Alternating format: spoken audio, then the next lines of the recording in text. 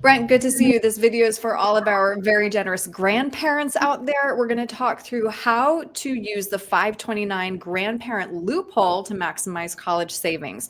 For the first time this year on the 24-25 FAFSA, students are no longer required to report cash gifts from grandparents or contributions from grandparent-owned 529s.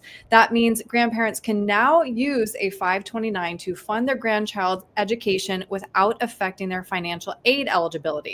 Now, according to a recent study, half of Americans don't know what a 529 is, and fewer than one quarter have one. So what is a 529?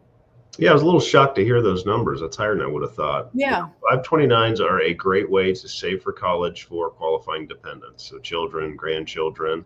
Essentially, you fund the account, it's a state program, and then that money can grow in there, and you actually get a tax benefit. You get a little write-off on your state taxes for doing so. But the big benefit is when that child or grandchild is able to pull those funds out for qualifying educational expenses, and the list is vast of what it can be used for. They don't pay any taxes on that. Mm-hmm. And so it's a big help to put kids along. And I do just want to throw in one little note for grandparents. As a person with small children, we don't need any more toys. For the love of God, please fund a 529 instead. We don't want any. But they can't open a 529, Brent. You know how the grandparents are. Correct. Let's go talk through a few more of the benefits of a 529, please. Yeah, so they are usually a state program, but that's good nationwide. Just because I open up one in Ohio for my children doesn't mean they have to go to an Ohio school, even though they will go to Ohio State.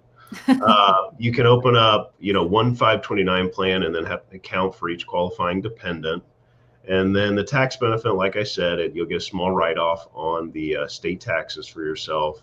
And then the plans are pretty flexible. What I love about them is you can actually invest the funds. And so obviously that's going to speak to me. So instead of earning a couple points in interest, you can invest that in a growth model because you may have up to 18 years before the kids need it. Yeah. And so that way, maybe you can look to earn 7 to 10% over the long term instead of 2 and change 3% interest. So a lot of benefits go along with them. Mm-hmm. So explain then that 529 grandparent loophole. Yeah, so this is the big change. 529's been around for a while. Yeah. So essentially, a grandparent, they put money into a 529. Kid goes to use the money at, when they go to college. Every student fills out a FAFSA.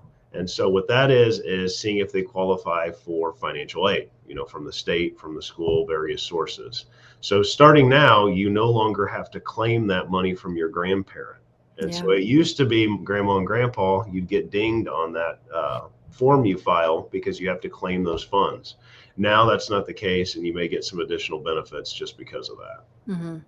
Also, following the Secure Act, unused money can be rolled into a Roth IRA for your grandchild, giving him or her a leg up on retirement planning. Yep, still fairly new. Actually just did it for the first time. And so long story short, if that account is 15 years old or older, and the amount is under $35,000, that's the maximum you can roll out, you can send that to a Roth IRA. And so that has always been one of the big downsides of the 529. Brent, what if my kids don't go to college? What am I going to use this thing for? And what's the penalties? What's the taxes? This removes that conversation for at least $35,000 because you can transfer it to a Roth, and that really kicks off their retirement savings and puts them a little bit ahead of the game. One thing to note that I learned and had to deal with, you can only roll out the contribution maximum. So for 2025, if you were to do a rollout, it would only be $7,000. So it takes a couple years and a couple forms to get that money into a Roth IRA. Right. All right. Well, it's fun to talk this through. Brent, I'm sure you have a lot of grandparents who really want to know how they can best help their grandchildren. So if they want to have this conversation with you, how can they reach you? Yep. young-wm.com. You can submit a request there, or 614-430-8383, and Becca will get you on her calendar. Okay, Brent, thank you. Thank you.